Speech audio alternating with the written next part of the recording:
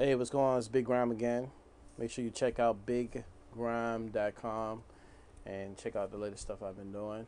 Right now I'm going to show you how to use Sonar and use virtual instruments and stuff like that.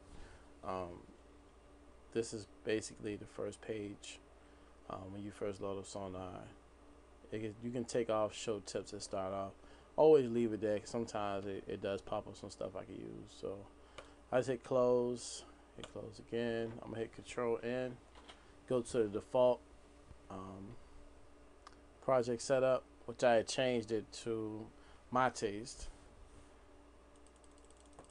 Basically, you want to load up a synth rack. You want to load up a VST plugin or DXI instrument. You can either click right here for synth rack. You can go to View, go to synth rack, or I like to use alternate 8.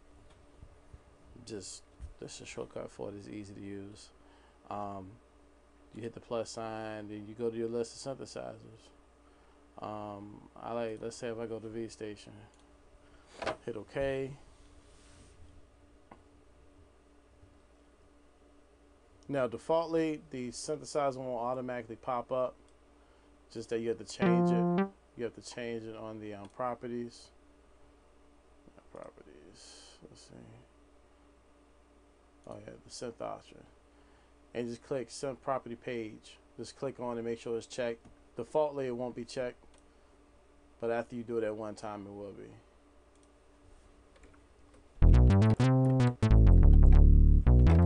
And you can play it. Make sure that your MIDI inputs are right. Go to option MIDI device, and I got my PCR. It's the MIDI in and out.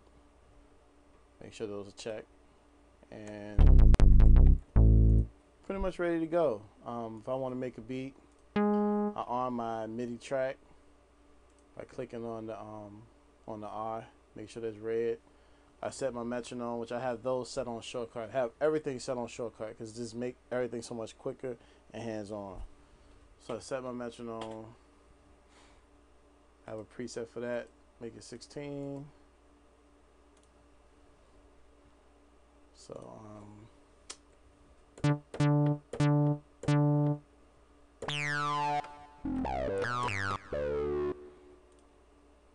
this is only for demonstration purposes. I'm not really trying to make a hot beat or whatever. So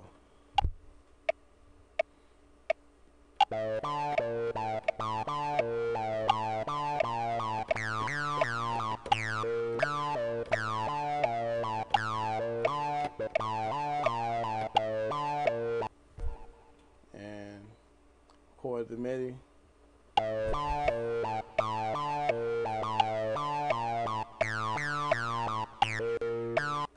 So let's say I want to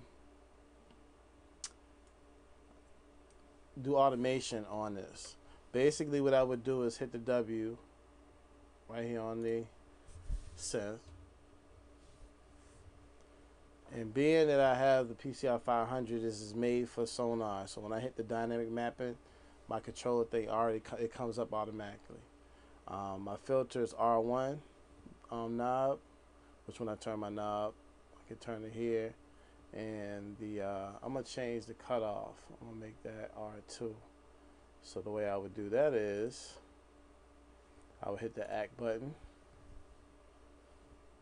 I would turn. Oh, it was already set for me. Okay, doesn't matter. All right. It's already been set. All right, so I thought I had to set it. All right, so now if I want to do automation, all I have to do is hit the W button. I just press play. When I press play, it's going to start recording the movements that I make on the knobs.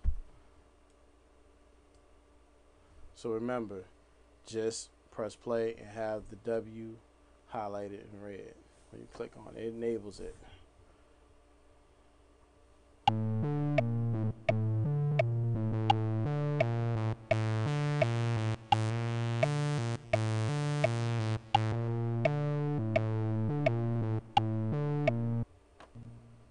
Alright, turn it off. I click on it again and hit play.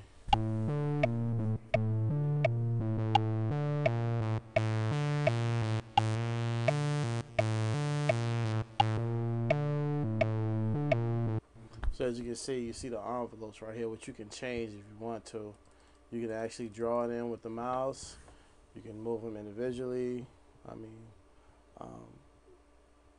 so I don't really draw it in too often. And also, you can do a freehand, you can do a sine wave, triangle, square, saw, or random. So let's say if I do a random, see it changed it. And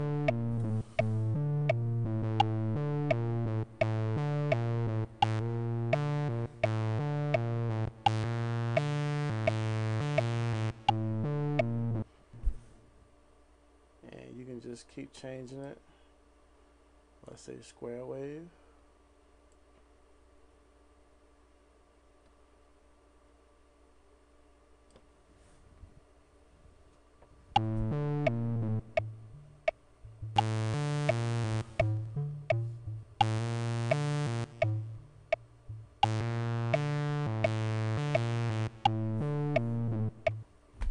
So that's automation with the instruments. And then of course, if I just want more instruments, I just load up another instrument. If I want to say that, let's say I don't have a lot of CPU, I can just bounce it down. I can go to bounce down by going to edit and bounce down the track, or I have it set up on F8. So all I do is hit F8 and it pops up. Hit enter. Again, hands on as possible.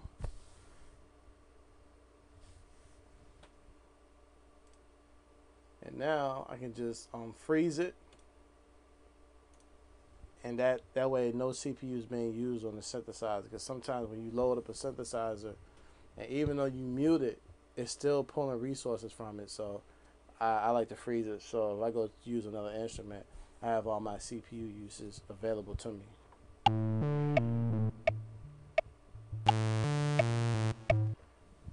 So and then of course I can use my micro X that I have. All I have to do is load up a MIDI track, and that's it. Now, that's really one of the benefits of having at least a piece of hardware, because it's very quick. I just load a MIDI track and I'm ready to play. Hit record, I can play. Boom. So if I add some drums to it.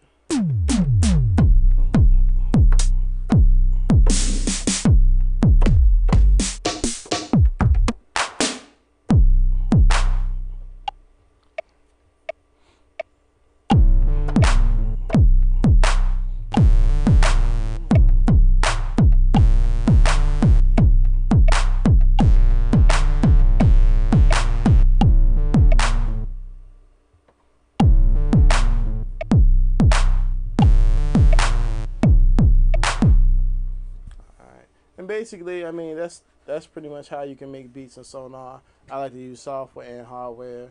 I'm gonna be adding more software, more hardware to my stuff, and just, you know, it's a very flexible thing. You can record vocals on it.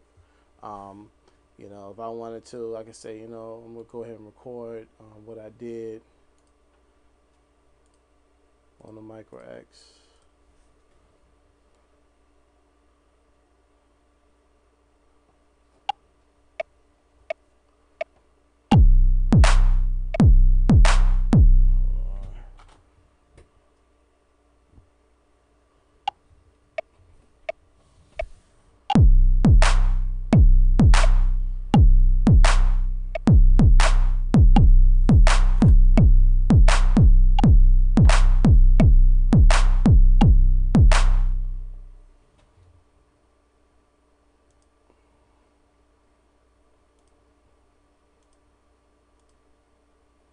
Then I can bounce it down, and then sample it, put it in my sampler and chop it up and do different stuff that I want to do with it.